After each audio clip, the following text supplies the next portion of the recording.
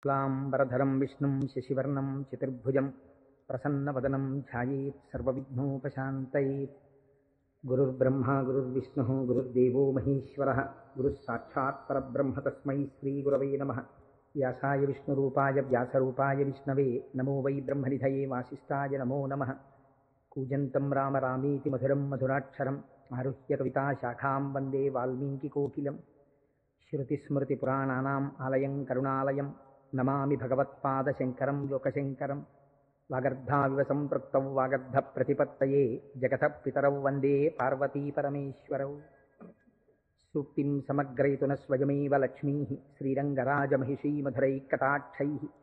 वैदग्ध्यवर्णगुणगुम्भनगौरवैर्यां कण्डूलकर्णकुहराः कवयोधयन्ति। हैमोऽर्थपुण्ड्रमजहन्मकुटं सुनासं मन्दस्मितं मकरकुण्डलचारुगण्डं बिम्बाधरं बहुलदीर्घकृपाकटाक्षं श्रीवेङ्कटेशमुखमात्मनि सन्निधत्तां। मनोजवं मरुततुल्यवेगं जितेन्द्रियं बुद्धिमतां वरिष्ठं वातात्मजं वनरयूथमुख्यं श्रीरामदूतं शिरसा नमामि। आपदामपहर्तारं दातारं सर्वसम्पदां लोकाभिरामं श्रीरामं भूयो भूयो नमाम्यहम्। सिन्दूरारुणविग्रहां त्रिनयनां माणिक्यमौलिस्फुरत्तारानायकशेखरां स्मितमुखीम् आपीनवक्षोरुहां पाणिभ्याम् अलिपूर्णरत्नचषकं रक्तोत्पलं बिभ्रतीं सौम्यां रत्नघटस्थरक्तचरणां ध्यायेत्परेदम्बिकाम्। हरि ओं। పరమేశ్వర స్వరూపమైన సభకి నమస్కారం. ఇది ఉత్తరాయణ పుణ్యకాలం. దక్షిణాయనం పూర్తయి మనం ఉత్తరాయణంలోకి ప్రవేశించాం. ఈ ఉత్తరాయణ పుణ్యకాలంలో శివనామం ఒక్కసారి పలికిన వారు ఎవరైనా ఉన్నారా అని గమనిస్తారట.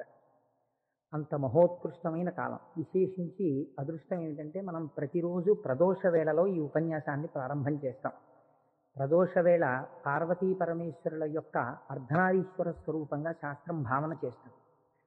అంత పరమ పవిత్రమైనటువంటి అసుర సంధ్య వేళలో సాక్షాత్తుగా శంకరుడు వృషభవాహనారూఢుడై ఈ భూమండలం మీద తిరుగుతూ శ్రీశైల పర్వతం మీద ఒక్కసారి దిగుతారు. అందుకే సంధ్యారంభ విజృంభితం శృతిశిరస్థానాంతరాధిష్ఠితం సప్రేమ భ్రమరాభిరామవసకుత్సద్వాసనాశోభితం భోగీంద్రాభరణం సమస్త సుమన పూజ్యం గుణావిష్కృతం సేవే శ్రీగిరి మల్లికార్జున మహాలింగం శివాలింగితం అంటారు. ఒక మద్ది చెట్టు నల్లుకున్నటువంటి మల్లెతీగని చూసినటువంటి శంకర భగవత్పాదులు పార్వతీదేవి చేత ఆలింగనము చేయబడిన పరమేశ్వర స్వరూపాన్ని శ్రీశైల పర్వత శిఖరముల మీద దర్శనం చేసినటువంటి మహోత్కృష్టమైన శ్లోకం అది. అటువంటి శివస్వరూపాన్ని మనం ప్రదోష వేళలో ప్రవచనంగా చేసుకునే ముందు శివపురాణం సామాన్యమైంది కాదు, చాలా పెద్ద గ్రంథం అది. అంత పెద్ద గ్రంథంలో మనకి ఉపయుక్తమైనవి ఉన్నాయి, చాలా జటిలమైనవి ఉన్నాయి. నిత్య జీవితంలో వాటిని అనుష్ఠానంలోకి తెచ్చుకోవడానికి అన్ని ఆశ్రమాలకి అలివి కానివి ఉన్నాయి. కనుక నేను అనుకున్నాను, శివాష్టోత్తర శతనామ స్తోత్రాన్ని ఉత్తరాయణ పుణ్యకాలం కనుక నేనేదో ప్రవచనం చేయడం కేవలం వినడం కాకుండా ప్రతిరోజు ఈ కార్డు పట్టుకుని వస్తే ప్రదోష వేళలో మనం ఇటువంటి దేవాలయంలో కూర్చుని చెప్పుకున్నటువంటి నామం 1,000,000 రెట్లు ఫలితం ఇస్తుంది. ఒక 30 రోజులో 40 రోజులో ఈ ప్రవచనాలు కొనసాగినప్పుడు మీరు ప్రతిరోజు ఈ నామాలు పలికారనుకోండి, 108 ఇంటూ 1,000,000 అంత నామం చేసినటువంటి ఫలితం మన ఖాతాలో ఈశ్వరుడు వేస్తాడు. దాని మీద వినడం శృణ్వం తపః, అది తపస్సు చేసినటువంటి ఫలితం అవుతుంది. ఉత్తరాయణ పుణ్యకాలంలో ఇంతకన్నా మనం చేసుకోగలిగినటువంటి మహద్భాగ్యం ఏముంటుంది? దీని మీద సుబ్రహ్మణ్యేశ్వర స్వామి వారికి ఇతపూర్వం నాకు తెలిసి కాకినాడ పట్టణంలో ఎన్నడూ జరగనంత అత్యద్భుతమైనటువంటి కార్యక్రమాన్ని మనం ఫిబ్రవరి 10, 11 తేదీలలో సుబ్రహ్మణ్యేశ్వర స్వామి వారి ఆవిర్భావము, తారకాసుర సంహారము, వల్లీ కళ్యాణము ఇవన్నీ శివపురాణాంతర్గతంగా వస్తాయి. ఇవన్నీ విన్న తరువాత 200 జంటలు పాలకావిళ్ళు ఎత్తి పట్టుకుని కావిడి పట్టుకున్న వాళ్ళకి ఇంకా ఆచంద్రతారార్కం వంశాభివృద్ధి కోరికలు తీరుస్తానని పరమాత్మ ప్రకటించారు. ద్రవిడ దేశంలో అయితే కావిడి పట్టుకుని వెడుతుంటే సంతానము లేనటువంటి స్త్రీలు పడుకుని వారు దాటేటట్టుగా పడుకుంటారు. వారు దాటితే సుబ్రహ్మణ్యుడే దాటినట్టు. సంతానము కలగకుండా ఉన్నటువంటి ప్రతిబంధకము దానివల్ల తొలగిపోతుంది అని. అటువంటి ఉత్సవం నాకు తెలిసి జరగలేదు. పెద్దలు పూర్వం ఎవరైనా చేసి ఉండవచ్చు. అటువంటి ఉత్సవాన్ని మనం ఫిబ్రవరి 11వ తారీఖున చేసుకోబోతున్నాం ఇక్కడ. ఆ రోజున సుబ్రహ్మణ్య సంబంధంగా ఒక గొప్ప హోమం జరుగుతుంది. సుబ్రహ్మణ్యుడికి పాలకావిళ్ళు పట్టుకొచ్చిన కావిళ్లల్లో పాలతోటే అభిషేకం జరుగుతుంది. అదే రోజున స్వామివారికి సాయంకాలం వల్లీ కళ్యాణం జరుగుతుంది. బహుశా వల్లీ కళ్యాణం జరగడం అన్నది మనం చాలా తక్కువగా చూసాం.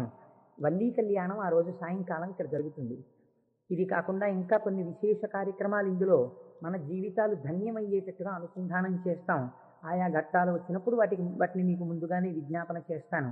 కనుక శివపురాణాన్ని మనం శివాష్టోత్తర శతనామ స్తోత్రంతో అనుసంధానం చేసుకుంటే ఈ ప్రవచనాలు అయిపోయిన తరువాత కూడా మీరు ఎప్పుడైనా ఇంటి దగ్గర కూర్చుని నామాలు చదువుకుంటుంటే మనస్సు తొందరగా రమిస్తుంది. ఎందుచేత అంటే శివో మహేశ్వర శంభు పినాకి శశిశేఖర అని చదవడం వేరు. శివ అనగానే మొదటి నామం దగ్గర మీకు కొన్ని విషయాలు జ్ఞాపకానికి వచ్చాయనుకోండి, మనస్సు ఏమవుతుందంటే అటు ఇటు వెళ్ళదు, అందులోకి వెళ్ళిపోయి ఏదో ఒక నామంలో ఒక ఘట్టం ఏదో మీకు జ్ఞాపకం వచ్చి దాని గురించి ఆలోచిస్తూ మీరు నామాలన్నీ చదివేశారనుకోండి, ఇప్పుడు మీరు 108 నామాలు దీక్షతో తపస్సుగా చేసిన ఫలితం వస్తుంది. బట్ అర్థం తెలియకుండా చదువుతున్నారనుకోండి, మనస్సు చించలం ఎక్కడికో వెడితే నామం చెప్పిన ఫలితం ఉంటుంది, కానీ మనస్సు లగ్నం కాదు. మనస్సుని కూడా ఏకీకృతం చేసేటటువంటి ప్రయత్నంలో భాగంగా శివమహాపురాణాన్ని శివాష్టోత్తర శతనామ స్తోత్రంతో అనుసంధానం చేస్తే మనందరికీ ఎక్కువ ప్రయోజనకరంగా ఉంటుంది అని నాకు అనిపించింది. పైగా అందరూ చక్కగా ప్రదోష వేళలో శివనామం చెప్పేటటువంటి అదృష్టాన్ని పొందుతారనిపించింది. నేను అంటాను, మీరు కూడా అనండి. ఇది అయిన తర్వాత నేను ప్రవచనం ప్రారంభం చేస్తాను. ఇవాళే కాదు, ప్రతిరోజు. ఇవాళంటే కొద్దిగా మనకు ప్రారంభం కాబట్టి ఆలస్యం అయింది, రేపటి నుంచి అలా ఉండదు ఖచ్చితంగా. ఎందుకంటే ప్రదోష వేళలో ఈ నామాలు చదవాలి కాబట్టి 6:30 అయ్యేటప్పటికి ఈ నామాలు చదవడం ప్రారంభం చేసేస్తాం. ఎందుకంటే ప్రదోష వేళలో చదివినటువంటి దాని ఫలితం మీరు శివమహాపురాణంలో విందురు కానీ దాని శక్తి ఎలా వెళ్ళిపోతుందో చూద్దురు కానీ.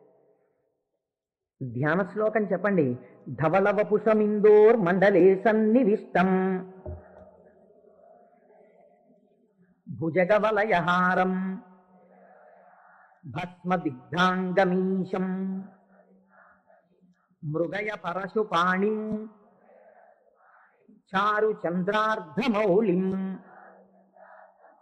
హృదయ కమల మధ్యే సంతతం చింతయామి. శివో మహేశ్వర శంభు పినాకీ శశిశేఖర వామదేవో విరూపాక్షః కపర్దీ నీలలోహితః శంకరः శూలపాణిశ్చ ఖట్వాంగీ విష్ణువల్లభః శిపి విష్ణోంబికానాథః. శశి విష్ణు కాదండి, అది పొరపాటు పడింది. శిపి విష్ణోంబికానాథః శ్రీకంఠో భక్తవత్సలః భవత్సర్వస్త్రిలోకేశః శితికంఠః శివాప్రియః ఉగ్రకపాలీ కామారీ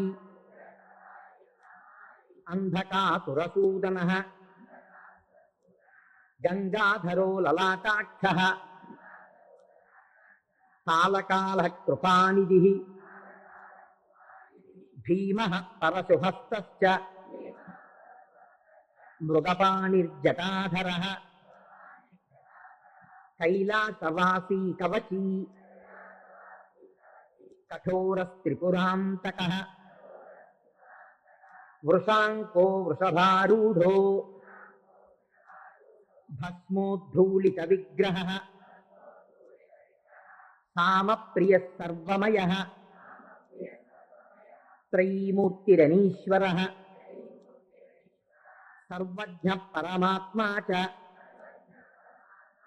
సోమసూర్యాగ్నిలోచనః హవిర్యజ్ఞమయః సోమః పంచవక్త్రః సదాశివః విశ్వేశ్వరో వీరభద్రో గణనాథః ప్రజాపతిః హిరణ్యరేతా దుర్ధర్షో గిరిశో గిరీశో నగః భుజంగభూషణో భర్గో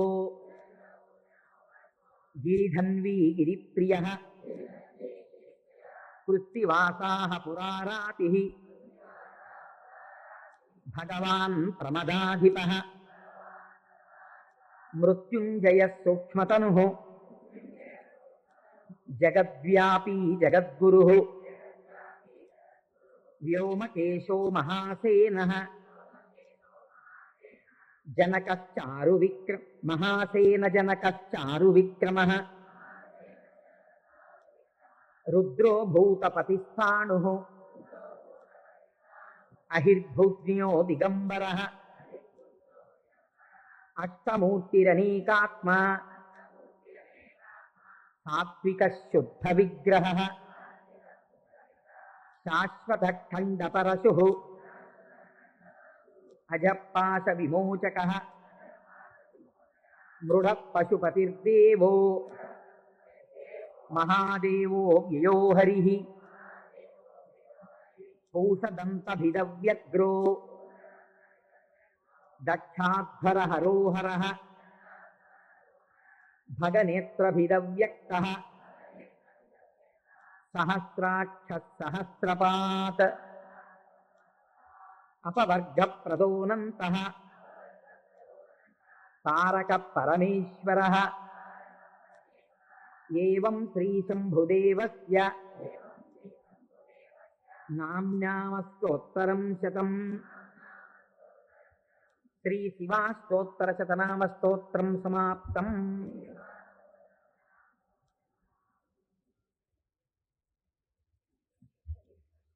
హరి ఓం.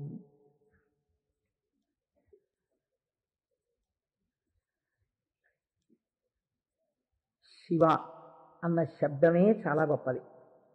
ఈ శివాష్టోత్తర శతనామ స్తోత్ర ప్రారంభం కూడా శివశబ్దంతో ప్రారంభమైంది.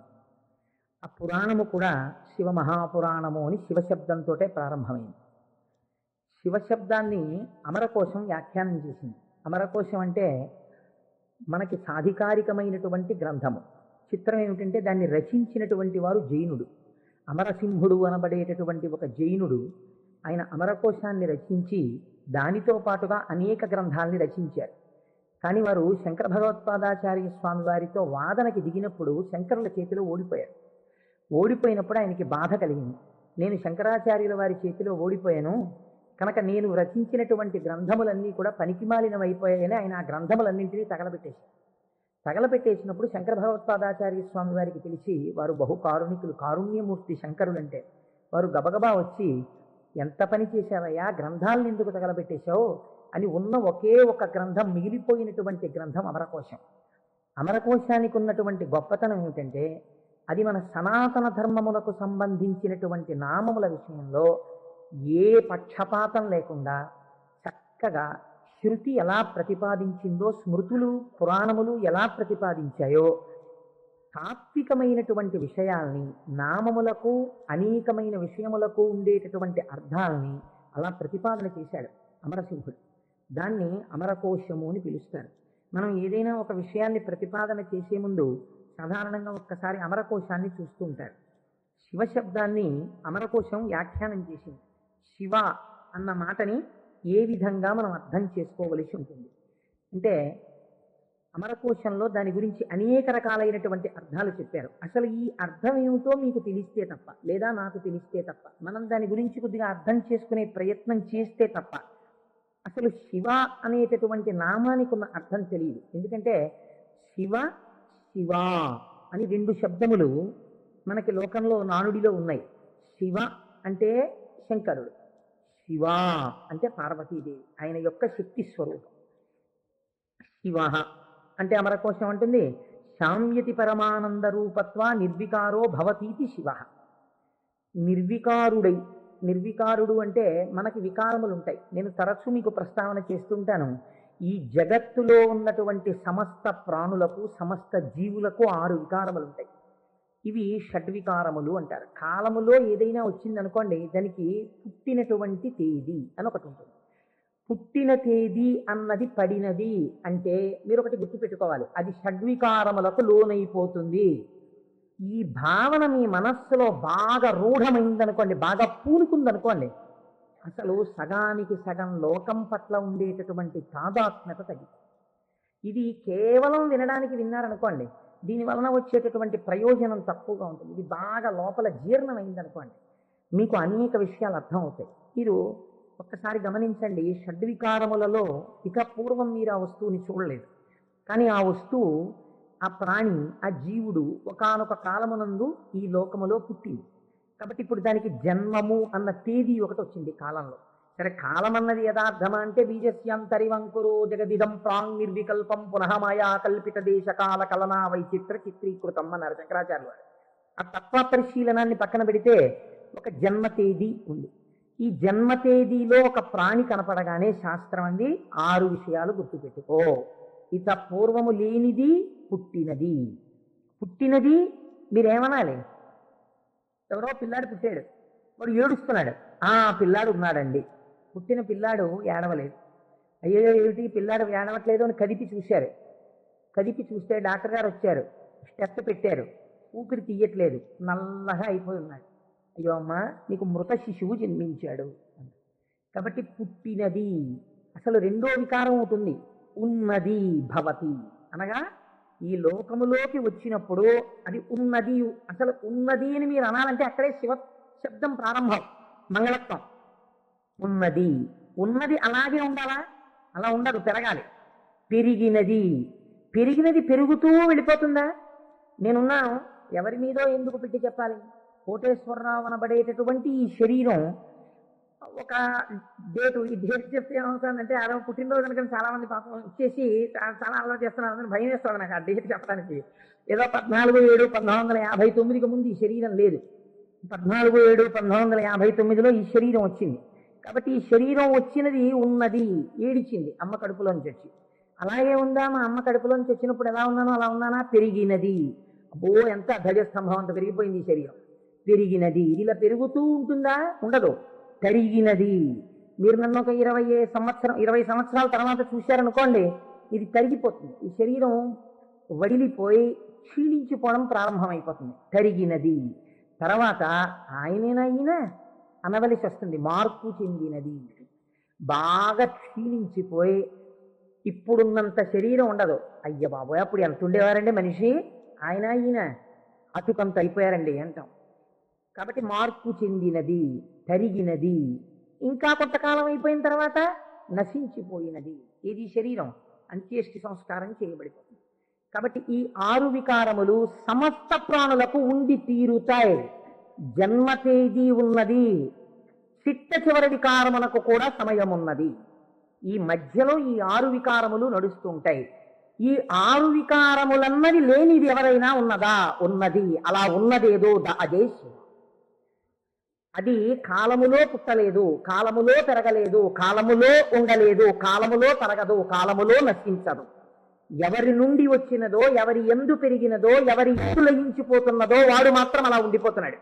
మేకలు వేయింజన్నను భాసురముగనొక్క కోతి పర్ణం పెట్టుకుని ఆ కోతులు వేయింజన్నను కోకోయని కొంకినక్క కోయని కూర్చొని అంటారు జానపదులు. అందరూ వస్తారు, వెళ్ళిపోతాయి లోకాలన్నీ. చిట్ట చివరికి వెళ్ళిపోయిన లోకాలన్నీ ఎవరిలోకి వెళ్ళిపోయాయి? వాడు లయించిపోతాడా? వాడు లయించిపోడు. వాడిలోకి అన్నీ వెళ్ళిపోయి వాడు ఉండిపోతున్నాడు. అలా ఉండిపోయిన వాడెవడు? వాడు పరబ్రహ్మము. వాడికి శాశ్వతుడు, వాడికి కదలిక లేదు. వాడు ముందున్నాడు, చివరా ఉన్నాడు. అలా ఉన్నవాడెవడో వాడు నిర్వికారుడు. వాడికి వికారములు లేవు. వాడికి వికారం లేదు కాబట్టి వాడు ఎలా ఉంటాడు? వాడి జుట్టు తెల్లబడదు కదండి, వాడికి ముసలితనం లేదు, కాలము లొంగదీయలేడు. కాబట్టి ఇప్పుడు వాడు నిత్య యవ్వనుడు. అందుకే శివుడి గురించి చెప్పినా, అమ్మవారి గురించి చెప్పినా మనం ఏం చెప్తామంటే నమశివాభ్యాం నవయవ్వనాభ్యాం అంటాం. ఈ శ్లోకం మా ముత్తాత గారు చెప్పారు, అప్పుడు నవయవ్వనులే వాళ్ళు.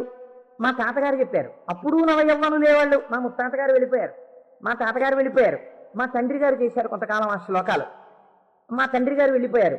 ఇప్పుడు నేను చేస్తున్నాను. నేను చెప్పిన నమశివాభ్యాం నవయవ్వనాభ్యాం పరస్పరాశ్లిష్టవపుర్ధరాభ్యాం.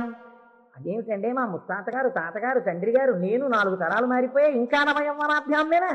ఆ శ్లోకం మార్చద్దా? వృద్ధాప్యం రాదా? రాదు. ఎందుకు రాదు? మీరు కాలమునకు వశులై కాలమునందు మార్పు మీకు వస్తుంది. కాలస్వరూపములో మీ యందు మార్పులు తెచ్చేవాడెవడున్నాడో వాడు మార్పునకు అతీతుడుగా సాక్షిగా ఉన్నాడు. కదిలే వస్తువుకి కదలని వస్తువు ఆధారమై ఉంటుంది. మీరు బాగా జ్ఞాపకం పెట్టుకోండి. కదిలే వస్తువుకి గడియారానికి ఉన్నటువంటి పెంజులం ఊగాలనుకోండి, పెంజులంని పట్టుకున్నటువంటి స్ప్రింగ్ ఊగకూడదు. స్ప్రింగ్ కూడా ఊగడం మొదలెట్టింది అనుకోండి, ఇంకేంటి, అలా ఊగదు. స్ప్రింగ్ నిలకడగా ఉంటుంది, పెంజులం ఊగుతూ ఉంటుంది. ఒక కదిలే వస్తువుకి ఒక కదలని వస్తువు ఎప్పుడూ కూడా ఆధారమై ఉంటుంది. వికారములు కలిగిన జగత్తుకు ఏది వికారములకు అతీతమై ఉన్నదో అది ఆధారమై ఉన్నది. దాని యందే ఈ సమస్త జగత్తు పుట్టి పెరిగి లయించుచున్నది. అటువంటిదేదో అది వికారాతీత స్థితి కలిగినటువంటి పరబ్రహ్మము. దానిని నువ్వు ఒక నామవాచకంతో పిలవాలనుకుంటే శివ అని పిలవవచ్చు. కాబట్టి ఇప్పుడు శివశబ్దం ఎవరిని చెప్తోంది? పరబ్రహ్మాన్ని చెప్తోంది. ఇప్పుడు ఆయన ఎలా ఉంటారు? నిర్వికారమై నిరంజనమై. ఇదే కదండి శివకవచం మాట్లాడుతుంది పూర్వభాగంలో. ఆయన యొక్క స్థితిని ఆయన ఎలా నిర్వికారుడై ఉంటాడో చెప్తుంది. ఇటువంటి పరమాత్మ స్వరూపం మీ కన్నులకు కనపడుతుందా? వికారము పొందుతున్న జగత్తు మీకు కనపడుతుంది, కానీ వికారములు పొందుతున్నటువంటి జగత్తుకి తను ఆధారముగా ఉన్నవాడు మీకు కనపడతాడా? కనపడడు. ఈయనకి ఒక రూపం తీసుకొచ్చి చూస్తే ఎలా ఉంటాడు అంటే, అమరకోశంలో ఎంత అందంగా మాట్లాడాడో చూడండి. అమరసింహుడు పరమానంద రూపత్వ, ఆయన పరమానందమును పొందుతూ ఉంటాడు. ఎందుకని? మన అందరికీ సుఖ దుఃఖాలని ద్వంద్వాలు ఉంటాయి, ఎప్పుడూ ఆనందంతో ఉండం. ఆయనకి వికారాలు ఏమీ లేవు, అందుకని ఆయన ఎప్పుడూ పరమానందంతో ఉంటాడు. ఎక్కడుంది పరమానందం? బయట ఉన్న వస్తువుల వల్ల ఆనందం కాదు, లోపలే ఉంది ఆనందం. ఆ ఆనందంతో తన్మయాన్ని పొందుతూ ఉంటాడు.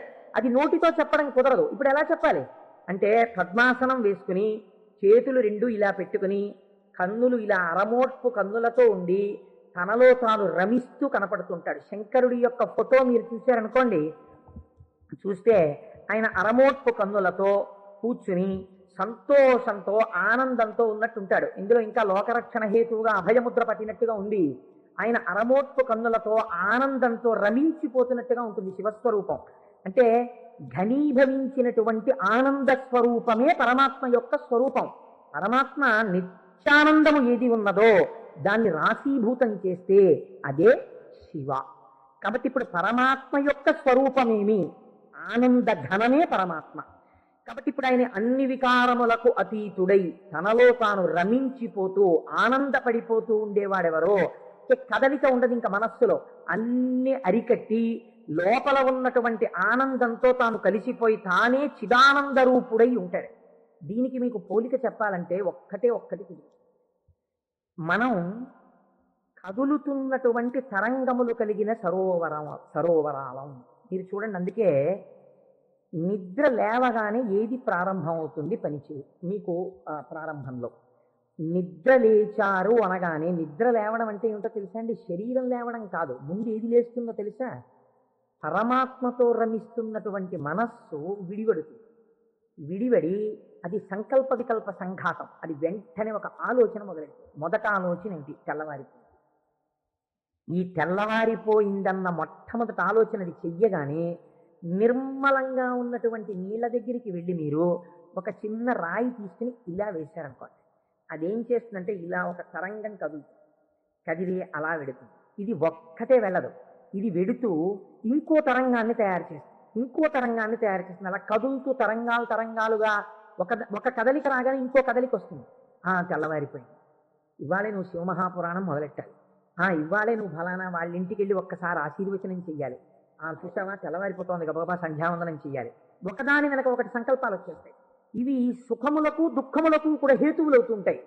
ఈ సంకల్పాతీతుడై సంకల్పములు దేనిలోంచి పుడుతున్నాయో అది తానై నిరంజన స్వరూపమై ఆనంద ఘనమై కూర్చున్నవాడెవరో వాడు పరమాత్మ, వాడు శంకరుడు. కాబట్టి శివుడు ఆయన ఇక్కడే సమస్తాన్ని చూస్తూ ఉంటాడు.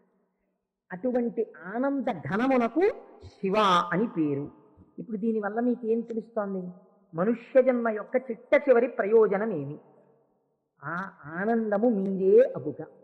అటువంటి ఆనంద స్వరూపులుగా మీరు మారడమే మనుష్య జన్మ యొక్క ప్రయోజనం. దానికే మోక్షము అని పేరు. కాబట్టి ఇప్పుడు అటువంటి మోక్ష స్థితిని పొందాలనుకున్న వాళ్ళకి ఎవరు ఆరాధ్య దైవము? శివుడే. కాబట్టి శివయోకోధ్యేయ శివంకర. కాబట్టి ఏమండి మీరు చెప్పింది బాగుంది, కానీ మేము గృహస్థాశ్రమంలో ఉన్నాం కదా, మాకు భార్య బిడ్డలు ఉన్నారు కదా, మాకు సంకల్పాలు ఏవి వద్దు అని మేమందరం కూడా ఇలా ముక్కు మూసుకుని లేచిన దగ్గర నుంచి ఏదో సంధ్యావందనం చేసుకుని ఒక పూజా మందిరంలో ఇలా కూర్చుండిపోతే మనస్సుని అంతర్ముఖం చేసే ప్రయత్నం చేస్తూ ఏదో లోపల ఉన్నటువంటి ఆ వస్తువుని కనిపెట్టే ప్రయత్నం చేస్తూ మేము ఉండిపోతే నా భార్య పరిస్థితి ఏమిటి, నా పిల్లల పరిస్థితి ఏమిటి? అసలు మరి గృహస్థాశ్రమంలో ఉండి కొన్ని కోరికలంటూ ఉంటాయి కదా, మరి తప్పదు కదా. అప్పుడు ఈ స్వరూపాన్ని పట్టుకుంటే ఉపయోగమే ఉండదు. ఆయన ఇంకేమీ అలా కోరికలు తీర్చడం అలా ఏమి ఉండవా? కేవలం ఆనందం మోక్షం ఇంతేనా పరిస్థితి? కాదు కాదు. అమరకోశం అంది వెంటనే మళ్ళీ చేరతే సజ్జన మనాం స్వస్మిన్నితిగా, ఈయన యందు సజ్జనుల యొక్క మనస్సు రమించుచుండును. ఈ మాటని మీరు చాలా గట్టిగా పట్టుకోవాల్సింది. మీకు చూడండి, నేను ఇంతకన్నా మీకు ఉదాహరణ చెప్పడానికి సాధ్యం కాదు. ఇంకా వంటింట్లో ఒక పంపు ఉంటుంది, బాత్రూంలో ఓ పంపు ఉంటుంది, వరండాలో ఒక పంపు ఉంటుంది వాష్ బేసిన్ దగ్గర. మీకు ఇంకా అవసరం అనుకున్నారనుకోండి, ఏదో మీరు భోజనాలు చేసే గదిలో చేతులు కడుక్కోవడానికి ఒక పంపు ఉంటుంది. ఇన్ని పంపుల్లోనూ మీకు ఏకకాలమునందు ఎక్కడ విప్పినా నీళ్లు రావాలనుకోండి, ఏది నింపాలి? ఏ పంపు గొట్టంలో నీళ్లు పోస్తారా? ఓవర్ హెడ్ వాటర్ ట్యాంక్లో నీళ్లు పోస్తారు. ఓవర్ హెడ్ వాటర్ ట్యాంక్లో నీళ్లు పోస్తే అన్ని పంపుల్లోనూ నీళ్లు వచ్చినట్టు శివస్వరూపాన్ని పట్టుకుంటే అది ఏ రూపంగా, ఏ రకంగా, ఏ విభూతితో, ఏ లక్షణంతో, ఏ గుణంగా మీ మనస్సు ఇష్టపడిన ఏ విధానంగా ఒక్కదాన్ని మీరు పట్టుకుని రమించిపోవడం ప్రారంభించినా అది మీకు కావలసిన సమస్తాన్ని ఇస్తుంది. అలా ఇవ్వగలదు. దానికి ఆ శక్తి ఉన్నది. అది మిమ్మల్ని కాపాడుకుని వస్తుంది. మీరు చూడండి, గొడుగు ఒక్కటి ఇలా పట్టుకున్నారండి, ఇలా గొడుగు పట్టుకుని వెళ్ళిపోతున్నారు. ఇలా గొడుగు పట్టుకు వెళ్ళిపోతుంటే బయట మంచి ఎండ కాసింది. ఇప్పుడు ఆ గొడుగు మిమ్మల్ని రక్షిస్తుందా, రక్షించదా? రక్షిస్తుంది. మీరు వెళ్ళిపోతుండగా మంచి మబ్బు పట్టి వాన ప్రారంభమైంది. గొడుగు రక్షిస్తుందా, రక్షించదా? రక్షిస్తుంది. వాన తగ్గిపోతోంది, ఇంకా కొద్దిగా ఎండ వస్తే బయలుదేరదాం అనుకుని మీరు చెట్టు కింద నించున్నారు. ఒక పక్షి పై నుంచి రెట్ట వేసింది.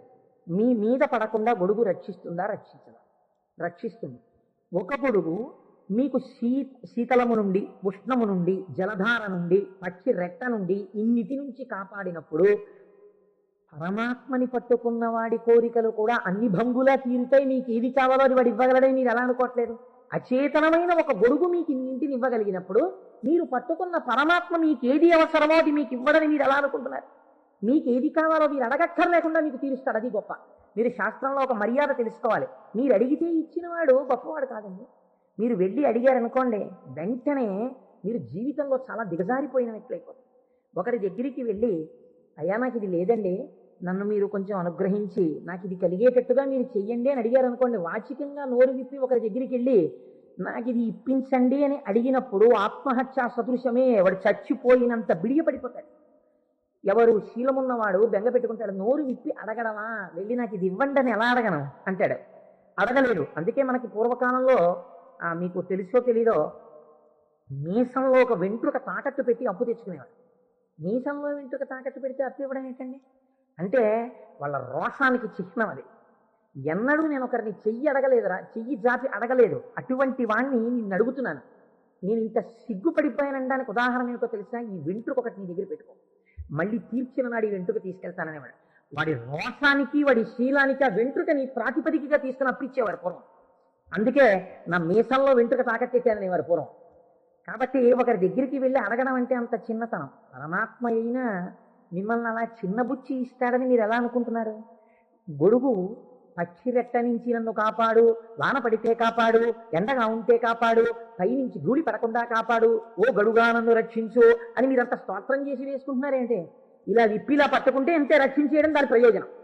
అలా మీరు శివస్వరూపాన్ని పట్టుకుంటే, ఎలా పట్టుకున్నా సరే, అంటే ఎలా పట్టుకోవాలంటే అభిషేకాలు చేయాలా, పూజలు చేయాలా, లేకపోతే దాని స్వరూపం బాగా తెలుసుకోవాలా, అర్థం అవ్వాలా? కాదు. మీ మనస్సు ఏదో ఒక విషయంలో రమించింది అంతే, అది చాలు. మిమ్మల్ని మీకు రక్షణ కల్పించడానికి అది హేతు అవుతుంది. మీకు నేను ఒక ఉదాహరణ చెప్తాను, మీరు దాని వలన దీని వ్యాఖ్యానాన్ని బాగా పట్టుకోగలుగుతారు. నాయనార్లని మళ్ళీ నేను ఏదో లౌకికమైన ఉదాహరణ ఎందుకు తేవాలి? మనకి 63 నాయనార్లు ఉన్నారు. అంటే శివుని యొక్క అనుగ్రహము చేత తరించిపోయిన మహాపురుషులు. ఆ 63 నాయనార్లో గుగ్గుల కలయ నాయనార్ అని ఒక ఆయన ఆయనకి ముందు అసలు గుగ్గుల అన్న పేరు కలపలేదు. కలయనాయనార్ ఆయన పేరు. అమృతఘటేశ్వరుడు ఉన్న క్షేత్రంలో పుట్టారు ఆయన. ఆయన పేరు కలయ. అందుకని ఈయన పేరు కూడా కలయ అని పిలుస్తూ ఉండేవారు. ఈ కలయనాయనారికి ఒక లక్షణం ఉండేది. ఆయన చేసే పూజ ఏమిటో తెలుసా అండి? ఆయన ఎప్పుడు భగవంతుడి దగ్గర కూర్చొని అనుకునేవాడు, సుగంధిం పుష్టివర్ధనం అంటారు కదా, త్రయంబకం అని పిలుస్తారు కదా, 3 కన్నులు ఉంటాయి కదా, ఆయన వస్తుంటే సువాసనలు వస్తాయి కదా. ఆనాడు మార్కండేయుడు శివలింగాన్ని గట్టిగా కౌగిలించుకుని చంద్రశేఖర చంద్రశేఖర చంద్రశేఖర పాహిమాం అని అంటుండగా యమధర్మరాజుని శిక్షించి మార్కండేయుడిని రక్షించడానికి శివలింగంలోంచి ఆవిర్భవించాడు కదా. ఆవిర్భవించినప్పుడు శివుడి కన్నా ముందు శివుని యొక్క సువాసనలు మార్కండేయుడు పీల్చి ఉంటాడు కదా. శివుడు వచ్చేసాడని పొంగిపోయి ఉంటాడు కదా. ఎంతకీ రానిటువంటి రైలు వచ్చేస్తోందని అనౌన్స్ చేసినప్పుడు ఎంత ఆనందం పొందేస్తామో, ముందు అనౌన్స్మెంటు, తర్వాత రైలు ఇంజను కనపడగానే పొంగిపోయినట్టు సుగంధిం, ఆ సువాసనలు వస్తుంటే ఎంత పొంగిపోయి ఉంటాడు కదా మార్కండేయుడు. నా పూనిక ఫలించింది, వచ్చేసాడు పరమాత్మ, అదిగో శంకరుడు, అదిగో సుగంధిం, సువాసనలు వచ్చాయి అని ఆ చంద్రశేఖర చంద్రశేఖర అన్నది ఒక్కసారి ఆపేసి ఏడు శివుడిని ఆ సువాసనల వంకి ఇలా చూస్తూ నిలబడిపోయి ఉంటాడు కదా. కాబట్టి శివుడి యొక్క సువాసన అలా ఉంటుంది కదా అని పొంగిపోతూ నేను అలాంటి వాసన పీలుద్దామని, ఆయన మహాైశ్వర్యవంతుడు కలయనాయనార్. రోజు ఇంత గుగ్గిలం పట్టుకొచ్చి ఆ గుగ్గిలం వెలిగించి గుగ్గిలం ధూపం వేసేవాడు. ఆ ధూపం అంతా పూజ గదంతా నిండిపోతే అందులో కూర్చుని మార్కండేయుడు ఇలాగే వాసన పీల్చి ఉండి ఉంటాడు. ఆనాడు అర్జునుడు గబగబా వెళ్ళి తన గాంధీవం ఎత్తి కొడుతున్నప్పుడు శివుడి దగ్గరికి వెళ్ళినప్పుడు వాసనలు ఇలాగే వచ్చి ఉంటాయి అని ఆ వాసనలు పీలుస్తూ కళ్ళు మూసేసుకుని, ఇవే శంకరుడి శరీరంలోంచి వస్తున్న వాసనలు, ఇక్కడే శివుడు ఉన్నాడని రోమాంచితం అయిపోయి పరవశించిపోతూ సమాధి స్థితిలోకి వెళ్ళిపోయేలా ఉండిపోతుండేవాడు. మీరు చూడండి, భగవంతుణ్ణి పట్టుకోవాలనుకున్నవాడు, ఏమంటే మాకు పూజ కుదరట్లేదండి, మాకు ఈ స్తోత్రం రావట్లేదండి అంటాం మనం. మన బతుకంతా ఎక్కడ ఆగిపోతుందంటే దీపంలో 2 ఒత్తులు వేయాలా, 1 ఒత్తి వేయాలా. నిజంగా తరించిపోయిన వాళ్ళు తరించిపోవడానికి ఎన్ని మార్గాలు వెతుక్కున్నారో చూడండి. ఆయన సువాసనలు పీలుస్తూ రమించిపోయాడు. శంకరుడు చూశాడు, వీడు రోజు గుగ్గిలం పట్టుకొచ్చి వేసి ఇన్ని రకాల దర్శనాలు చేసేస్తున్నాడు రా, గుగ్గిలం పొగ అడ్డం పెట్టుకుని. ఎంత చిత్రం రా ఇది, గుగ్గిలం పొగకి వీడు సమాధిలోకి వెళ్ళిపోతున్నాడు. అసలు ఈ గుగ్గిలం కొనలేని స్థితి తెస్తే ఏం చేస్తాడో చూద్దాం అనుకున్నాడు. ఐశ్వర్యం అంతా క్షీణింపచేశాడు. ఆయనకి మనస్సు శివుడి మించి పోలేదు. ఎలాగో అలా నానా కష్టాలు పడి ఇంత గుగ్గిలం తెచ్చి శంకరుడికి వేసి ఆ వాసన పీల్చేటప్పటికి సమాధిలోకి వెళ్ళిపోయాడు. ఇంక ఏముంది, మనస్సు అలవాటు పడిపోయి ఇంత పొగొచ్చేటప్పటికి అంతే సమాధిలోకి వెళ్ళిపోతాడు. ఎంత తేలికండి. అగరత్తు వెలిగించకుండా ఉంటాం కదా, అగరత్తు వెలిగిస్తే గుగ్గిలం అయినా సమాధిలోకి వెళ్ళిపోతాడు అంతే. ఈ స్థితి చూసి శంకరుడు భార్యాబిడ్డలు తినడానికి కూడా అన్నం మెతుకు లేకుండా చేశాడు. చూద్దాం ఏం చేస్తాడు. భార్యాబిడ్డలు పస్తులున్నారు. అన్నమో రామచంద్ర అని ఆ భార్య మహాపతివ్రత. ఆవిడ తన మెడలో ఉన్నటువంటి మంగళసూత్రాన్ని తీసి నాయనారికి ఇచ్చి, అయ్యా మీరు ఇది పట్టుకెళ్ళి వెలకట్టి అమ్మించి డబ్బు పట్టుకుని రండి, దాంతో మనం కొన్నాళ్ళు భోజనం చేద్దామని. తప్పకుండా తీసుకొస్తానని ఆ మంగళసూత్రాలు చేతిలో పట్టుకుని శివ శివ శివ శివ అని సంతోషపడిపోతూ వెళ్ళిపోతున్నాడు. శంకరుడు ఒక పెద్ద బండిలో గుగ్గిలం బస్తాలు వేసుకుని ఎదురొచ్చాడు. మళ్ళీ దొరకవుట గుగ్గిలం, అందుకని చెప్పి బస్తాలు కొనుక్కెడుతున్నాను, ఎవరైనా కావాలంటే కొనుక్కోండి అని అరిచాడు. అమ్మ బాబోయ్, గుగ్గిలం దొరకదటని చెప్పి ఈయన గబగబా మంగళసూత్రాలు ఇచ్చేసి గుగ్గిలం బస్తాలు కొనేశాడు. పోనీ గుగ్గిలం దొరకదంటున్నారు, ఇంటికి పట్టుకెళ్ళి ఈ గుగ్గిలాన్ని దాచుకుని రోజు ఇంతంత వేద్దాం అనుకున్నాడా? నిజంగా నాడు శంకరుడు వస్తుంటే సుగంధిం పుష్టివర్ధనం, ఇదొక్కటే ఆయన సమాధికి కారణం. ఇంత గుగ్గిలం వెలిగించి మధ్యలో కూర్చుంటే అసలు నిజంగా శంకరుడు విరాట్ రూపంతో వచ్చేసినట్టుండదు. కాబట్టి ఈ గుగ్గిలం అంతా వెలిగించేస్తానన్నాడు. ఇంట్లో వెలిగించేస్తే బాగుండదు, పొగలు వచ్చేస్తాయి. ఓ గుళ్ళోకి పట్టుకెళ్ళి వెలిగించేస్తే బాగుంటుందని ఈ గుగ్గిలం అంతా వేసుకుని ఓ గుడికి పట్టుకెళ్ళి ఈ గుగ్గిలం అంతా వెలిగించేసి దాని మధ్యలో కూర్చొని సమాధిని పొందేసి, కడుపులో ప్రేగులు నకనకలాడిపోతున్నాయి, తెలియదు, ఆకలి తెలియదు, శరీరం నీరస పడిపోయింది, శరీరం అంతా నొప్పులు పెట్టేస్తోంది, తెలియదు, ఇంట్లో భార్య బిడ్డలు శోషించి పడిపోయే స్థితి వచ్చింది, తెలియదు. ఆ పొగ మధ్యలో సమాధి స్థితిని పొందాడు. ఇప్పుడు నా భాషలో చెప్పాలంటే భగవంతుడు ఓడిపోయాడు. పరీక్ష పెట్టగలడా ఇహ? ఏం పరీక్ష పెడతాడు? కాబట్టి ఇహ చూడలేకపోయాడు ఆయన. అమ్మ బాబోయ్, ఇదెక్కడ భక్తిరా అని గబగబా కుబేరుణ్ణి పిలిచాడు. కుబేరా, ఇలా నా పక్కన ఎన్నాళ్ళు నించుంటావు? నాకేం అవసరం లేదు. అడిగో మహానుభావుడు చూసావా, గుగ్గిలం పొగ మధ్యలో కూర్చున్నాడు పెళ్ళం మంగళసూత్రాలు అమ్మేసి. వెంటనే వెళ్ళి ఆయన ఇంటిని బ్రహ్మాండమైనటువంటి అంతఃపురంగా మార్చేయి, భార్యకి బిడ్డలకి భూమండలంలో లేనంత ఐశ్వర్యాన్ని ఇచ్చేయి, ముందు ఉత్తర క్షణం వాళ్ళకి షడ్రసోపేతమైన భోజనం పెట్టు అనేటప్పటికి వాళ్ళ ఇల్లు మారిపోయింది. షడ్రసోపేతమైన భోజనం వచ్చింది. అయ్యో భర్త గారు ఎక్కడికి వెళ్ళారో అనుకుంటోంది ఆవిడ. అశరీరవాణి వినపడింది. అమ్మా, నీ భర్త భక్తి ముందు లొంగిపోయాడమ్మా, శంకరుడు మహదైశ్వర్యం ఇచ్చేశాడు నీకు.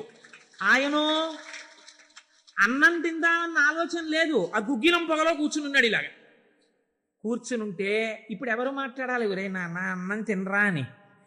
అమ్మా నాన్నగారు కోరుకున్న కోరికోటి ఉంది, నువ్వు ఎలా అయినా డాక్టర్ అయిపో. ఇంజక్షన్ చేసేశారు ఆ పిల్లకి. 3 ఏళ్ళు అయిపోయినా, 4 ఏళ్ళు అయిపోయినా, 21 ఏళ్ళు వచ్చేసినా, ఇప్పుడు నేను ఎంబీబీఎస్ చదివితే రేపు పెళ్లి కొడుకు దొరుకుతాడా అని కూడా చూసుకోకుండా తల్లిదండ్రుల కోరిక తీర్చడం కోసమని వ్యగ్రతతో చదివేసిన పిల్లలా ఇప్పుడు ఆ తల్లిదండ్రులే వచ్చి సే అన్నం తినవే, అలా చదవకే, ఆరోగ్యం పాడైపోతుంది అన్నట్టు ఎవడు పరీక్ష పెట్టాడో వాడే దిగొచ్చాడు. దిగొచ్చి ఎవడు?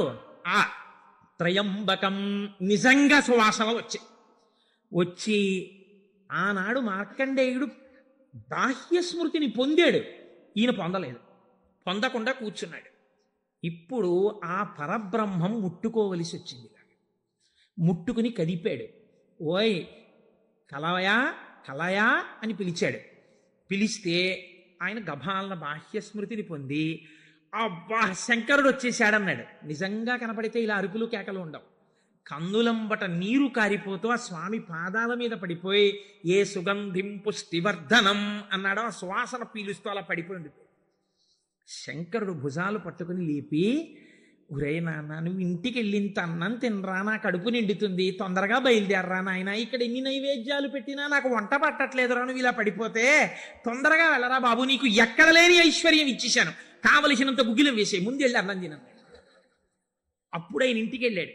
ఇంటికెళ్ళి షడ్రసోపేతమైనటువంటి భోజనాన్ని నాయనార్ స్వీకరించాడు. దీన్ని గుగ్గిల నాయనార్ అంటారు పెరియ పురాణంలో. ఎందుకంటే శివపురాణం చెప్పుకుంటూ నాయనార్ల చరిత్రని అనుసంధానం చేసి ఉత్తరాయణ పుణ్యకాలంలో నాయనార్ల గురించి వింటే పార్వతీ సహితుడైనటువంటి ఆ పరమశివుడు పొంగిపోయి పరవశించిపోతాడు. అందుకే లౌకికమైన ఉదాహరణలు మానేసి అవసరమైన చోట నాయనార్ల చరిత్రలే కలిపేద్దాం. ఇలా 63 మంది నాయనార్ల గురించి నేను చెప్పగలిగితే నా జన్మధన్యం అయిపోతుంది అని ఒక నాయనార్ని కలిపాను ఇవాళ. కనుక ఒకనాడు ఒక విచిత్రం జరిగింది. భక్తి అంటే ఎంత చిత్రంగా ఉంటుందో చూడండి. ఈ గుగ్గిల నాయనార్ జీవితంలోనే ఆ పక్కనే ఉన్నటువంటి రాజ్యంలో ఒక శివలింగం ఒకటి ఉంది. ఆ శివలింగం మొన్నను మేము కంచి వెళ్ళాం. ఆ కంచి వెళ్ళినప్పుడు శివలింగం ఇలా ఉంటుంది, గొట్టంలాగా కింద వెడల్పుగా ఉంటుంది, పైకి వెళ్ళే కొద్దీ సన్నగా ఉంటుంది. అటువంటి శివలింగం ఒకటి బాగా ఎత్తుగా ఉన్నటువంటి పీఠం మీద ఉంది. ఒక చిన్న పిల్ల ఆ శివలింగం దగ్గరికి వెళ్ళింది. అరమరిక తెలియని పిల్ల. ఆ పిల్ల వెళ్ళి చేతిలో ఒక తుమ్మి పువ్వు పట్టుకుని వెయ్యాలనుకుంది. ఆ పీఠం పట్టుకుంది, ఎగిరింది, ఎక్కింది, అందలేదు. ఆ పిల్ల ఏడుపు మొదలెట్టింది. ఏడుపు మొదలెట్టి శివా శివా నువ్వు నాకు అందట్లేదు, పువ్వు ఎలా వేయనంది. శంకరుడు ఆ భక్తికి పరవశించిపోయాడు. ఇది భగవంతుడు దేనికి కట్టుబడతాడు? ఆ భక్తికి కట్టుబడతాడు. వెంటనే ఇలా ఉన్న శివలింగం ఇలా వంగిపోయింది. ఇలా వంగిపోతే ఆ పిల్లకేం తెలుసు? శివలింగం వంగిపోయింది నా కోసం, అది చిన్నపిల్ల. పొంగిపోయి తప్పట్లు కొట్టేసి కాసేపు ఆడేసి 2 పువ్వులు వేసేసి వెళ్ళిపోయింది. మరునాడు యథాలాపంగా అనేక శివలింగాలు ఉంటుంటాయి కదా గుళ్ళో. ఈ శివలింగం వంగడంలో లోపల ఉన్న శివలింగం కూడా వంగిపోయింది. అర్చక స్వామి చూసి భయపడిపోయాడు. ఇదేంటి శివలింగం ఇలా వంగిపోయింది. మహారాజుకు తెలిసింది. ఇది ఏదో అరిష్టం జరుగుతుంది, శివలింగం వంగింది ఏమిటని భయపడ్డారు. ఈ శివలింగానికి వంపు దిద్దిలా పైకి తీయాలి. వాళ్ళకి ఉన్న తెలివితేటలు ఏమిటంటే ఈ వంగిపోయినటువంటి శివలింగానికి పెద్ద పెద్ద ఇనప గొలుసులేసి ఏనుగులకు కట్టి లాగించారు. ఇన్ని ఏనుగులు ఇనపగులు, ఇవన్నీ నేను పుక్కిట పురాణాలు నా సొంతంగా చెప్తున్నాను అనుకుంటున్నారా? ఈ దేవాలయాలు ఉన్నాయి ఇప్పటికీ. నా జీవితంలో ఈశ్వరుడు అనుగ్రహిస్తే ఎప్పటికైనా ఈ 63 నాయనార్ల శివాలయాలు దర్శనం చేయాలని నా కోరిక. ఈ వంగిపోయిన శివలింగాన్ని ఇనప గొలుసులో పెట్టి ఏనుగులు లాగుతుంటే గొలుసులు తెగిపోయాయి, శివలింగం వంపు దిద్దబడలేదు. ఇది ఎవరో గుగ్గిల్ నాయనారికి చెప్పారు. శివలింగం వంగిందిట, ఇనప గొలుసులేసి లాగుతున్నారట, లాగుతుంటే గొలుసులు తెగిపోతున్నాయిట. ఆయన ఎంత బాధపడిపోయి కింద పడి ఏడిచి దొల్లేశాడు. శంకరా, మీ కంఠానికి ఇనప గొలుసులేసి ఏనుగులతో లాగారా? ఎంత ఒరిసిపోయిందో ఆ కంఠమని. అంతే, విన్న చోటు నుంచే పరిగెత్తి పారిపోయాడు పక్క రాజ్యానికి. పారిపోయి గుళ్ళోకి వెళ్ళి అన్నం లేదు, నీళ్లు లేవు, ఒగరుస్తూ ఒంటి నిండా చెమటలు పట్టుకుని, ఈశ్వర, మీకు జరిగినటువంటి అపరాధం నా శరీరమునకు పొందేటటువంటి ఖేదంతో పోవాలని మీ వంపు దిద్దడం కాదు, మీ వంపు దిద్దడానికి మీకు ఇనప గొలుసు లేచి లాగినప్పుడు మీ కంఠం నొక్కుకుని ఉంటుంది, ఆ శిక్ష నేను అనుభవిస్తానని ఒక గొలుసు, తన మెడలో ఉన్నటువంటి గొలుసుని శివలింగపు వంపుకేసి గట్టిగా లాగాడు, తన కంఠం ఒరిసిపోయి తెగాలని. తన కంఠం తెగలేదు, శివలింగం వంపు ఇలా పైకి లేచిపోయి. ఆ వంపు దిద్దినటువంటి వాడు గుగ్గిల నాయన. ఇప్పుడు మీరు నాకు చెప్పండి, బ్రతికున్న నాళ్ళు గుగ్గిల నాయనారు ఏం చేశాడు డబ్బు సంపాదించడానికంటే ఎవ్వరికీ తెలియదు. ఇంట్లో పర్సులోంచి 10 రూపాయలు తీస్తే 1000 రూపాయలు మళ్ళీ ఇంకో రూపంలో వచ్చేస్తుండేవి.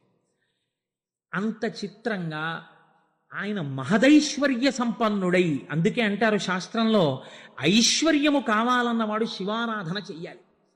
శివారాధన అపారమైన ఐశ్వర్య హేతువు. అందున దక్షారామం లాంటిదైతే గొప్ప భోగస్థానం కూడా. అంత ఐశ్వర్యంతో జీవిస్తూ శివభక్తిని విడిచిపెట్టలేదు. శివభక్తితో ఐశ్వర్యంలో ఉన్నాడు. అంత్యమునందు తేలికగా శరీరం విడివడి హాయిగా పరమశివుని యొక్క పాదములలో కలిసిపోయాడు.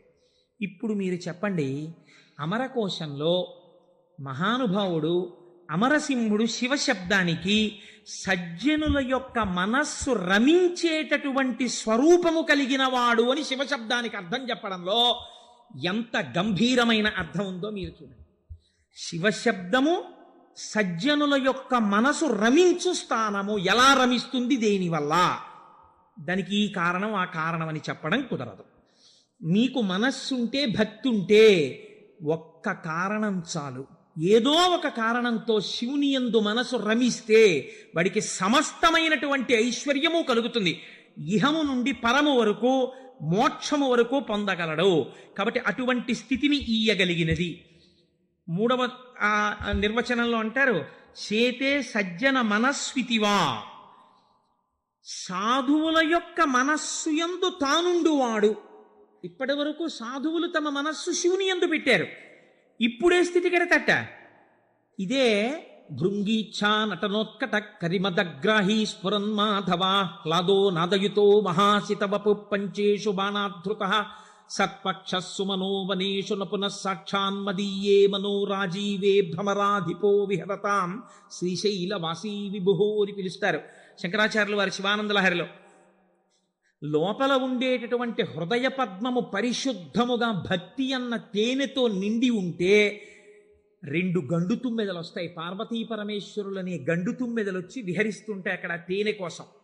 ఇప్పుడు ఎవరి మనస్సు నిరంతరము శివనామము పట్టుకుని రమించిపోతోందో, ఎవరు శృతి ప్రమాణము చేత పరవశించిపోతున్నారో అటువంటి వారి మనస్సు యందు పరమశివుడే వెళ్ళి చేరి ఉంటాడు. అంటే ఆయనే శివుడైపోయి ఉంటాడు. ఇది నోటితో చెప్తే చాలామంది అందుకుని ఉంటారు, కానీ నేను దీనికి కూడా ఒక ఉదాహరణ ఇచ్చే ప్రయత్నం చేస్తాను. చంద్రశేఖర పరమాచార్య స్వామి వారికి నడిచే దేవుడు అని పేరు. మహానుభావుడు, ప్రాతస్మరణీయులు. మొన్నట్నే మేము కంచి కామకోటి పీఠానికి వెళ్ళి స్వామివారి బృందావనం దగ్గర ప్రణిపాతం చేసి వచ్చాం. ఆ సమాధి అన్నమాట వాడరు పెద్దలు. సన్యసించినటువంటి వారిని సమాధి చేసిన చోట పైన తులసి కోట పెడితే బృందావని మీద పిలవాలి. ఇది బృందావనం అండి, చంద్రశేఖర పరమాచార్య స్వామి వారి బృందావనం అనాలి. ఆ అలా కాకుండా సమాధి మీద శివలింగం ఉంటే బృందావనం అనకూడదు, అధిష్టానము అనాలి. ఇది రమణ మహర్షి యొక్క అధిష్టానం అండి అనాలి. రమణాశ్రమంలోకి వెళ్ళారనుకోండి, మీరు ఇది రమణ మహర్షి సమాధనో రమణ మహర్షి బృందావనమనో మీరు ఉచ్చరిస్తే మీ యందు దోషం పడుతుంది. అలా అనకూడదు. ఇది రమణుల అధిష్టానము అని పిలవాలి. ఎందుకంటే దాని మీద శివలింగం ఉంటుంది కనుక. అటువంటి బృందావనం చంద్రశేఖర పరమాచార్య స్వామి వారి బృందావనం దగ్గర మేము మొన్న ప్రణిపాతం చేసి వచ్చే అదృష్టాన్ని పరమాచార్య స్వామి మాకు అనుగ్రహించారు. పరమాచార్య స్వామి ఒక మాట చెప్పుకుంటూ ఉండేవారు. ఆయన అనేవారు, నాకు ఎప్పుడైనా చీకట్లో వెడుతున్నప్పుడు ఒక విగ్రహాన్ని చూస్తే నా బాధ్యత నాకు గుర్తొస్తుందనేవారు. ఇదండి రమించడం అంటే, ఇది శివుడు అంటే. మామూలుగా మాట్లాడడం, ఇలా ఉపన్యాసాలు చెప్పడం గొప్ప కాదు. రమించిన హృదయంలోంచి అటువంటి మాట రావడం ఆ వ్యక్తి యొక్క స్థితిని చూపిస్తుంది. పరమాచార్య నడిచి వెళ్ళిపోతుండేవారు. తెల్లవారుజామున 3 గంటలకి వారు నడిచి వెళ్ళిపోతున్నారు. ఒకసారి నడిచి వెళ్ళిపోతుంటే ఒక ఊరి మధ్యలో ఒక కోటు వేసుకున్నటువంటి ఒక వ్యక్తి, వాడెవరో ఒక రాజకీయ నాయకుడు, ఆయన యొక్క శిలా ప్రతిమ ఒకటి ఉంది. పరమాచార్య నిలబడి ఒక నవ్వు నవ్వు. పరమాచార్య నవ్వారంటే దానిలో ఏదో అర్థం ఉంటుంది. ఆయనతో ఆనాడు అంతేవాసులై దగ్గరగా నడిచినటువంటి శిష్యులున్నారే, వారు అదృష్టవంతులు కనుక వారు దగ్గరగా వెళ్ళి నిలబడ్డారు. ఎందుకు నవ్వారు అని అడగరు కదా. వారు నవ్వి అన్నారు, దీన్ని చూస్తే నాకేం జ్ఞాపకం వస్తుందో తెలుసా, నా బాధ్యత జ్ఞాపకానికి వస్తోంది అన్నారు. అదేమిటండి, ఆ విగ్రహానికి మీకు సంబంధం ఏమిటి అనుకున్నారు విన్నవాళ్ళు. ఆయన అన్నారు, ఈ విగ్రహంలో ఉన్న వ్యక్తి తెల్లవారుజామున 3 గంటలకి ఇలాగే కోటేసుకుని నిలబడి ఉండేవాడా అని అడిగారు. అప్పుడు 3 కదా అయింది టైం. తెల్లవారుజామున 3 గంటలకి ఆ విగ్రహంలో ఉన్న వ్యక్తి ఎవరు ఉన్నాడో ఆయన అలా కోటేసుకుని నిలబడ్డ కదా. లేకపోతే బహుశా ఇప్పుడు మనం 3ంటికి చూసాం, ఈయన రాత్రి 1 గంటకు కూడా ఇలాగే కోటేసుకుని ఉంటుంటాడు. అంటే రాత్రి 1 గంటకు కూడా ఈయన బతికున్న రోజుల్లో కోటేసుకుని ఉన్నాడా? లేడు. కానీ కోటేసుకున్నటువంటి వ్యక్తిని అందరూ చూశారు బయట. ఆయన బయటకు వచ్చినప్పుడు ఎక్కువగా కోటుతో బయటకు వచ్చేవాడు. కాబట్టి ఇప్పుడు ఆయన్ని చూడగానే రాత్రి చూసినా, పగలు చూసినా, ఉదయం చూసినా, సంధ్యవేళ చూసినా ఆయన జీవితంలో సాధించిన విషయాలు జ్ఞాపకానికి వచ్చి, అందుకు ఆయనకి ఇటువంటి శిలాస్తూపం పెట్టారు అని జ్ఞాపకానికి వస్తుంది. నేనెవరో తెలుసా? పరమాచార్య చెప్పిన మాట. నేను కూడా ఇలా దండం పట్టుకుని కమండలం పట్టుకుని నడిచి వెళ్ళిపోతుంటే భారతదేశమునకు 4 చెరగుల మళ్ళీ అవైదికమైన మతములు ప్రవేశించకుండా 4 పీఠములు పెట్టి చంద్రమౌళీశ్వరారాధన ఏర్పాటు చేసినటువంటి మహాపురుషుడైన శంకరాచార్య స్వామి వారి ప్రతిబింబంగా ఆ శిల తన జీవితాన్ని జ్ఞాపకం చేస్తే, శంకరులని జ్ఞాపకం చేసి నడువడిని నేర్పడానికి ఈ రూపంతో మేం తిరుగుతున్నాం.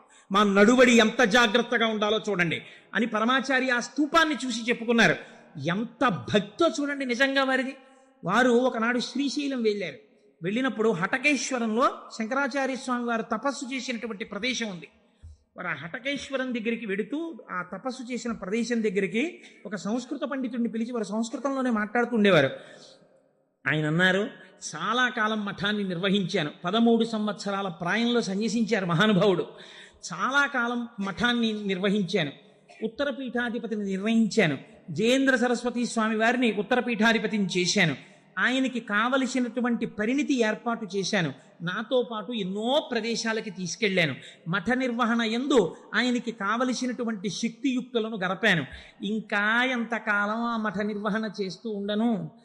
శంకర భగవత్పాదాచార్య స్వామి ఏ హటకేశ్వరంలో తపస్సు చేశారో నేను ఇంకిక్కడ ఉండిపోయి ఈ హటకేశ్వరంలోనే తపస్సు చేస్తూ ఉండిపోతాను. చాలు, జయేంద్ర సరస్వతి చూస్తారు మిగిలినటువంటి మఠ వ్యవహారాలన్నీ అన్నారు. పరమాచార్య నోటి వెంట ఒకసారి ఒక మాట వస్తే వెనక్కి తిప్పడం అంత తేలిక? ఆనాడు వారు హటకేశ్వరంలో ఉండిపోకుండా ఎంత మందో వెళ్ళి బతిమాలితే వారు మన ఆంధ్రదేశానికి వచ్చి పర్యటన చేశారు. ఆ సమయంలో చూడండి, ఎంత మఠాధిపత్యం ఉన్నా, శంకరాచార్య స్వామి వారి పరంపరాగతమైనటువంటి పీఠానికి ఆధిపత్యంలో ఉన్నా, ఇలా అడుగు తీసి అడుగేస్తే జగద్గురు చంద్రశేఖర పరమాచార్య స్వామి వస్తున్నారని రోడ్లకి ఇరుపక్కల కొన్ని వేల మంది నిలబడి నమస్కారాలు చేసి నీరాజనాలు ఇచ్చినా వారికి దానికన్నా హటకేశ్వరంలో కూర్చుని శ్రీశైల మల్లికార్జునుడి గురించి తపస్సు చేసుకోవడం, జపం చేసుకోవడం ఇష్టంగా అనిపించింది. అంటే ఎన్ని ఉన్నా మనస్సు ఏది కోరింది? ఆ శివుణ్ణి కోరింది. గురువులైన శంకరాచార్యుల వారిని కోరింది. అలా కోరింది కాబట్టే ఈనాటికి వారు నడిచే దేవుడయ్యారు. అందుకే ఈ శివమహాపురాణం చిట్ట చివర్లో బహుశః ఆంధ్రదేశంలోనే కని విని ఎరుగని రీతిలో పార్వతీ కళ్యాణం మనం చెయ్యబోతున్నాం కాకినాడ పట్టణంలో. కాకినాడ పట్టణం సువర్ణాక్షరాలతో లిఖింపబడిందండి. మనం అందరం కలిసి ఇక్కడి నుంచి కొన్ని వేల కార్డులు పోస్ట్ చేశాం తరిగొండ వెంగమాంబ గారి గురించి. అది తిరుమల తిరుపతి దేవస్థానంలో నిస్సందేహంగా కదలిక తీసుకొచ్చింది. కె విశ్వనాథ్ గారిని పిలిచి సదస్సు నిర్వహించి నాకు పేపర్ కటింగ్స్ వచ్చాయి తిరుపతి నుంచి. తరిగొండ వెంగమాంబ గారి బృందావనాన్ని సందర్శనీయ స్థలంగా తిరుమల తిరుపతి దేవస్థానం మార్చబోతుంది.